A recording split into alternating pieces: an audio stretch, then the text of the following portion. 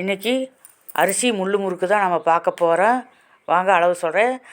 ஒரு படி இட்லி அரிசி எடுத்து ஆட்டி நம்ம எடுத்து வச்சுக்கிட்டோம். தேவையான அளவு உப்பு, ஒரு 5-6 வரமிளகாய் மிக்சியில் அடித்து இதில் ஜலிச்சு இப்படி போட்டுக்குங்க.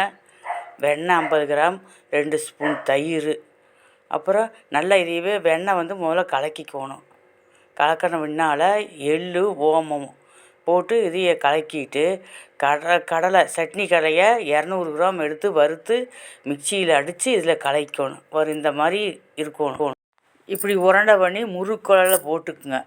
போட்டது எண்ணெய் காஞ்சது நம்ம வடைச்சட்டியில் அப்படியே நம்ம புழிஞ்சு விட்டு எடுத்து நம்ம ஊற்றிக்கல சின்ன சின்ன முறுக்காகவும் வரும்.